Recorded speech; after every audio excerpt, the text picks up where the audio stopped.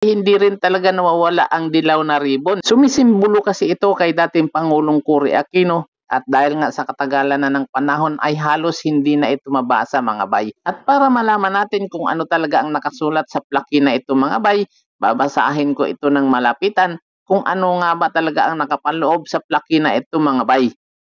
Isa ito sa pinakatahimik, pinakamaayos at pinakamaginhawa na kalsada dito sa Quezon City mga bay. Sa lugar na ito mga bay, dito nakatira ang ilang mayayaman at ilang mga sikat na tao sa lipunan mga bay. Makasaysayan din ang lugar na ito mga bay. Sa kalsadang ito kasi mga bay, dito nakapaloob ang bahay ni dating Pangulong Noynoy Aquino, Pangulong Corazon Aquino at ni Binibining Chris Aquino mga bay. Kung mapapansin nyo mga bay, halos iilang sasakyan lamang ang dumadaan sa kalsadang ito mga bay at paminsan-minsan ay ginagamit din ito bilang alternatibong ruta ng ilang mga sasakyan mga bay. Sa dulong bahagi ng kalsadang ito mga bay, ipapakita ko sa inyo kung saan nakatayo ang bahay ni dating Pangulong Cory Aquino at ni dating Pangulong Noynoy Aquino mga bay. Kabilang na nga dito kung saan nakatira din si Binibining Chris Aquino mga bay. At dahil anibersaryo nga ng kamatayan ni Ninoy ngayon, muli nating silipin ang kanyang bahay mga bay. Kung mapapansin yung mga bay dito sa bandang kanan ko,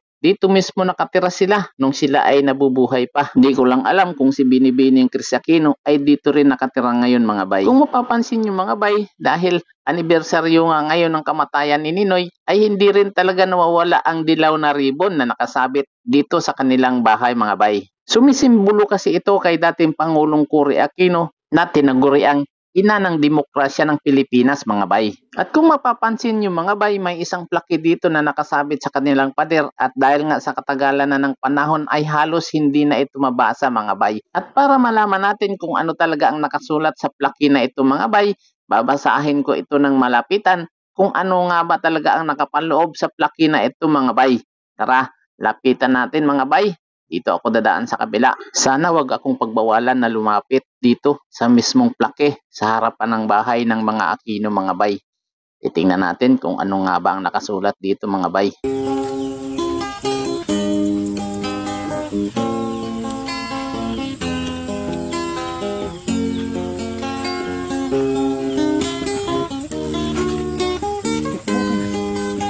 Dito na nga ako sa mismong harapan nitong napakalaking plaque na nakasabit sa pader ng bahay ng mga Aquino mga bay.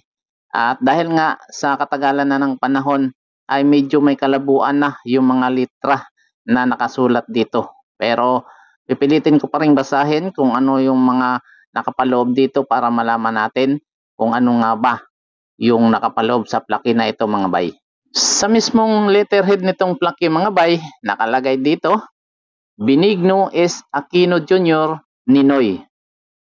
Si Ninoy Aquino na isinilang noong November 27, 1932 kay Benigno Aquino at Aurora Aquino ay tumira sa bahay na ito, kapiling ang may bahay niyang si Corazon Cuangco at mga anak mula 1961 hanggang mabilanggo siya noong 1972. Noong pinaslang siya, tinunghayan ang bangkay niya dito ng libu-libong tao mula sa iba't ibang sektor ng lipunan na nagtanghal kay Ninoy bilang makabayan at pambansang bayani, simbolo ng oposisyon. Nang pahintulutan siyang magtungo sa Estados Unidos noong 1980 para magpagamot, nanatili si Ninoy doon ng 3 taon at ipinagpatuloy ang kilusang protesta sa tanghalang pandaigdig. Nagbalik siya noong makasaysayang araw ng Agosto 21, 1983 dahil wika niya, the Philippines is worth dying for. So ito pala yung nakasulat dito mga bay no. Naglalarawan pala ito ng karanasan ni Ninoy nung siya ay nabubuhay pa hanggang siya ay pumunta ng Estados Unidos para magpagamot hanggang sa bumalik siya ng Pilipinas noong August 21 at doon na nga siya pinaslang mga bay. At sa dulong bahagi ng kalsada na ito mga bay, isa rin ito sa pinakamaginhawang kalsada dito sa Quezon City. Dito din matatagpuan ang lumang bahay ni Fernando Poe Jr. o ni The King, ang tinaguriang hari ng mga pelikulang Pilipino mga bay.